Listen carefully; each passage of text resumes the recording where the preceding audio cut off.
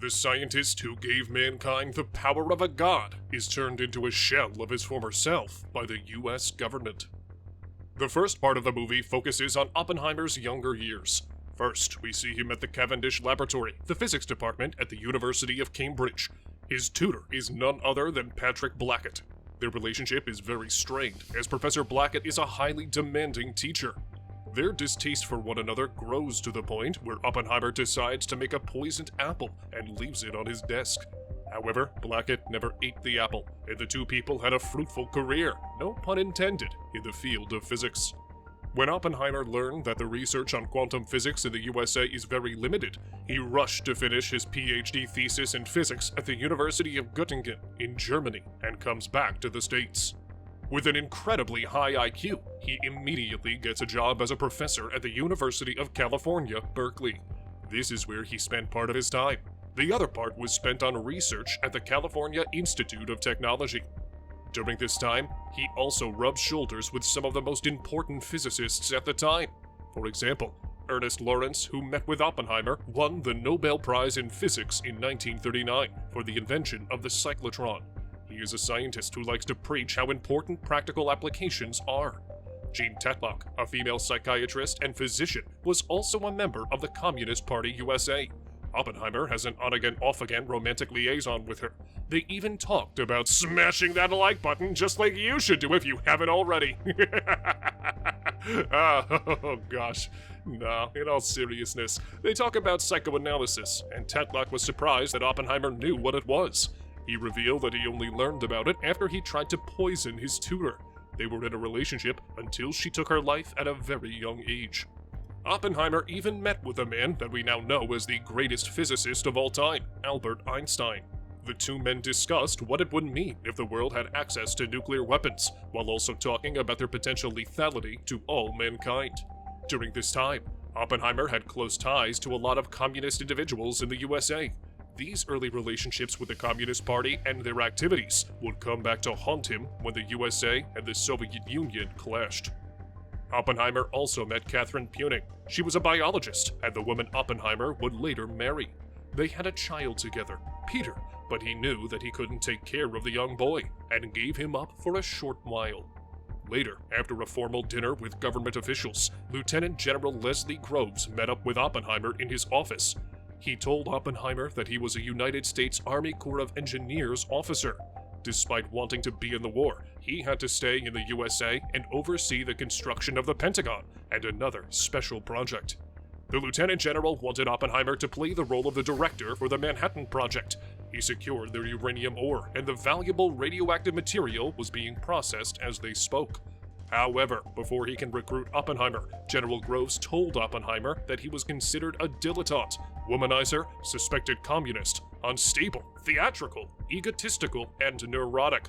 After some convincing, Oppenheimer told General Groves that the Germans tasked Werner Heisenberg with constructing the atomic bomb for Germany. If they are to win the race, they will need to hire the best minds to work on the project. That's why he suggested building a secluded and self-sustainable facility in the middle of nowhere. Here, all the best minds in physics would be brought together. They would come without families, as that would only slow down their work. Some of the scientists refuse to go, saying that they have no reason to do so. But the General Lieutenant tells them that this is the most pressing race in the history of humanity. They all meet in Los Alamos, New Mexico. While the goal of the project is to save the world from Germany, Italy, and Japan, most of the scientists are concerned about the global repercussions of completing such a project. While most scientists wanted to complete the project, fearing the danger of the Germans, Oppenheimer was motivated by their anti-Semitism, since he was Jewish.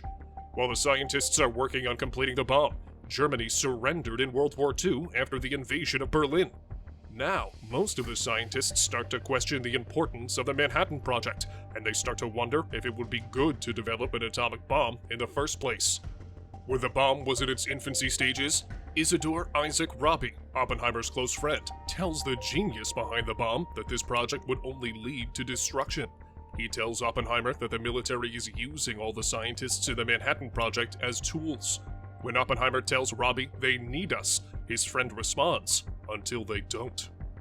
Since such powerful nuclear technology has never been tested before, They fear that a dangerous chain reaction could have devastating consequences for the population on Earth, or worse, end life on Earth as we know it.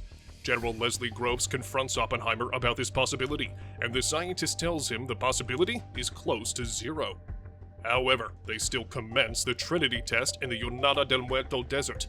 They test the first nuclear bomb, and it was a success. The test was completed at just the right time, since the Potsdam Conference was to follow shortly after. The Allied leaders met to decide how to go about establishing peace after the war, while avoiding the mistakes of the Paris Peace Conference. Then US President Harry S. Truman decides that the USA will drop bombs on 2 Japanese cities, Hiroshima and Nagasaki. After Oppenheimer learns about the devastating effects of the atomic bomb on the population, he goes to President Truman and confronts the president in his office. Truman is simply disgusted by the scientist's emotional reaction, and he thinks this is a sign of weakness. To help Oppenheimer with his guilt, he absolves the scientist of all responsibility and the results of bombing the 2 cities. However, Oppenheimer is still unable to forgive himself. If you enjoyed the video so far and want to see more, gently tap that subscribe button and get a thank you from our editors.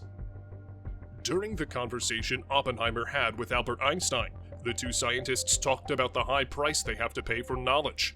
After the completion of the first nuclear bomb, Oppenheimer became a strong opponent to the US government funding new nuclear bombs. His most vocal stance came when the military was working on developing the hydrogen bomb. Through his loud opposition, Oppenheimer becomes a thorn in the eyes of the military. So, during the time of the Cold War, when the US was in an arms race against the Soviet Union, they used his pro-communist past against him. More and more government officials began to suspect Oppenheimer's involvement with the communists, since he had been in a relationship with a former communist supporter, Jean Tatlock. Then, one of Oppenheimer's biggest rivals, Lewis Strauss, surfaces and manages to put the nail in his coffin. Strauss was clear about his anti-communist views. When he tied this and his grudge against Oppenheimer, he used his relationship with Tatlock to take away all the political influence Oppenheimer had during a hearing. After the strong case made by Strauss, Oppenheimer's security clearance is revoked. He is labeled a communist and forever silenced. Oppenheimer has no political influence after this. Lewis Strauss was jealous of Oppenheimer. He wanted to become more popular than the scientist who invented the nuclear bomb. However, his jealousy is what led to his demise. You see, Strauss hated Oppenheimer for 2 major reasons. As the movie depicts, Strauss hated Oppenheimer for distancing himself from the Jewish community. The second reason came when Oppenheimer mocked Strauss and his position on exporting radioactive isotopes. By doing so, Strauss's resentment grew, and he even started believing that Oppenheimer was to blame for the fact that the scientific community turned its back on Strauss. During a hearing for Strauss and his new government position, one of the metallurgical laboratory technicians testifies against Lewis Strauss. He said that the American businessman and naval officer had an agenda against Oppenheimer. After proving this, the Senate denied the cabinet position he was hoping to get. Subscribe for more videos like this, and turn on the notifications so you never miss any of them.